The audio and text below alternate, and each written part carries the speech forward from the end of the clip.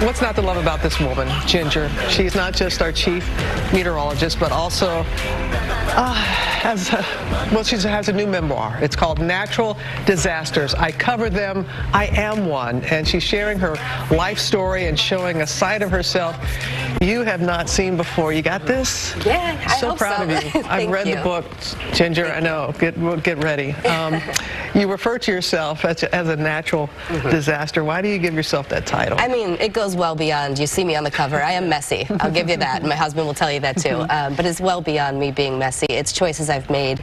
It's some of the life developments I've had, some of the struggles I've been through, and what I've learned in the short time in life I know I've had so far. And so it dives into that while I'm covering the world's biggest natural disasters. You are very humble. You said, why me to write a book? You said, what have accomplished? You know that she is the first female chief meteorologist at the network level. Thank you. It's exciting. Women in science. All right. Yeah. And I have when I'm out on the road, you are someone that people ask me about, little girls, they look to you. So what made you change your mind and want to do this? I said a memoir is a weird word. I feel like that's a strange thing because I feel like that means you're done and you're not through. And I really didn't know if I had done enough, but then I realized I fought a disease. I fought a disease called depression that a lot of people fight every single day. And just like any disease, there is a stigma, unlike other diseases, there is a stigma surrounding it, and I want to help people, the hundreds of thousands or millions of people who are dealing with or dealt with something that I did, and I want them to be able to fight without shame. Well, I got to tell you, reading your book, you do not hold back. You are it's beautifully written, it is heartfelt, it's very candid. It's very candid, and that was very important for you to talk about depression. You thought at one point about taking your own life. I remember when you started here and what you did right prior to coming here. Yeah. I mean, that's how I start the book. I start the book by saying 10 days before I started my job at ABC News, I checked myself into a mental health hospital. And that took a lot of guts to start the book that way, but I didn't want to bury the lead. I wanted to get it out there. I wanted people to know what this book was about. It is a series of stories there's some joy in there, there's a lot of comedy, there's a lot of other things, but you need to get to the crux of it, and that is, I had a disease. I will always have that disease. It's not something that just magically goes away, but boy, I sought help, and I actually committed to getting help, just like anybody with cancer or any other disease. They go to the hospital, and that's okay, and you're allowed to do that, and we should all be allowed to be who we are, even though that happens to be the disease we fight. When you're fighting cancer or something like that, you lose your hair or something, people are like, oh, you're sick.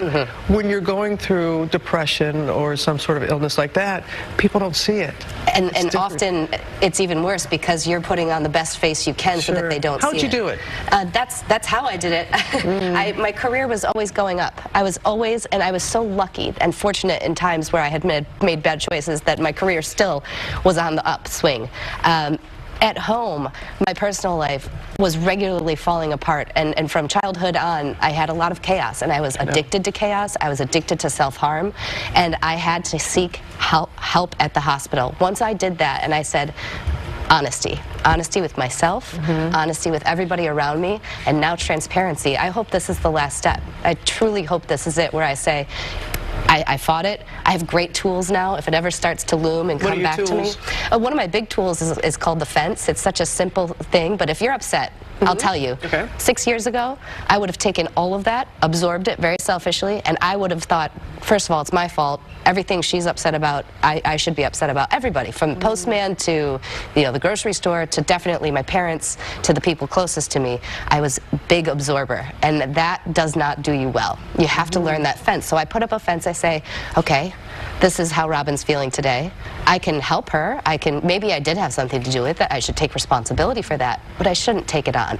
And then we can go together and communicate. Beautiful. And that's what's changed. I've communicated with myself. I've been honest. And you've learned. I'm telling you all. And I'm going to bury the lead here. You're going to get the book at the end of this. All of this. Hey. I couldn't wait. I couldn't wait to share it because everybody's trying to absorb everything Yeah. We're trying to absorb everything that you're saying. I'm like, don't worry, you're gonna get the book. A lot of chapters. Talk about Gulfport, Katrina, and how that was a defining moment for you in covering the storm. And this is where the two parts of my life come together. So I had just been engaged to be married. I went to cover Katrina, and I went there as a nerdy kid meteorologist. It was my first storm. Yeah. Katrina was my first storm. And I dove into that storm thinking, I got to see how high the water level is. I got to see how, the science part of it. I get there, I saw body bags for the first time. I saw real people with real struggles, and I walked away from that storm 10 days later with such real survivor's guilt and such empathy and humanity that it finally taught me that's not what this is about. This is not about the water line or the storm surge or any of that. It's about telling people stories, and it's about their loss and the life that they're not going to have to live. And I know that you're from there, your family's from there, you know that we're still talking about it. Yeah. So at the same time, I came back with such perspective, and that's what makes my stories that are not unique, I don't think, unique, is that I got to see them in parallel with these huge natural disasters. I'd come back and I'd say, I am so grateful for my shoelaces, let alone whatever else was going on in life, and that helped me to make some good choices, some bad. Yeah.